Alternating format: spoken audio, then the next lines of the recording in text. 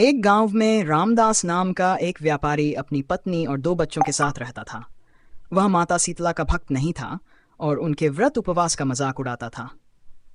गांव की महिलाएं माता शीतला का पूजन करतीं, लेकिन रामदास इसे अंधविश्वास मानता था। एक दिन रामदास के घर में अचानक उसके छोटे बेटे को तेज बुखार हो गया। उसके पूरे शरीर पर लाल दाने उभर आए। बच्चे की हालत बिगड़ती जा रही थी। गांव के बुजुर्गों ने बताया कि ये माता शीतला का प्रकोप है और रामदास को उनका पूजन करना चाहिए। लेकिन रामदास ने उनकी बात नहीं मानी और घर के अंदर धूप और गर्मी का माहौल बनाए रखा। जल्द ही उसकी पत्नी और दूसरा बेटा भी बीमार पड़ गए। घर में हाहाकार मच गया। रामदास को अब अपनी गलती का एहसास हुआ।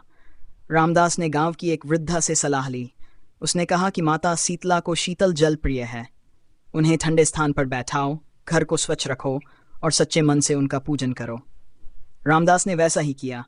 उसने माता शीतला की मूर्ति को घर में स्थापित किया, ठंडे जल से स्नान कराया और 7 प्रकार के अन्न और दही का भोग अर्पित किया। फिर सच्चे मन से माता से क्षमा याचना की। रात में रामदास को सपना आया।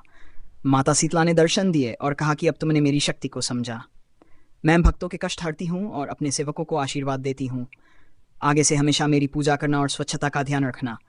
अब तुम्हारे परिवार का कष्ट दूर होगा। सुबह होते ही रामदास के दोनों बच्चे और पत्नी ठीक हो गए। यह देखकर पूरा गांव के चमत्कार से अचंभित रह गया। रामदास ने गांव में शीतला माता का एक भव्य मंदिर बनवाया और सभी को उनकी महिमा सुनाई। माता शीतला न सिर्फ बीमारियों को दूर करती हैं, बल्कि अपने भक्तों को सुख समृद्धि का आशीर्वाद भी देती हैं। जो भी सच्चे मन से उनकी पूजा करता है, वह कभी किसी महामारी या विपत्ति का शिकार नहीं होता। माता का व्रत रखने से परिवार में सुख शांति बनी रहती है और सभी प्रकार के रोगों से रक्षा होती है।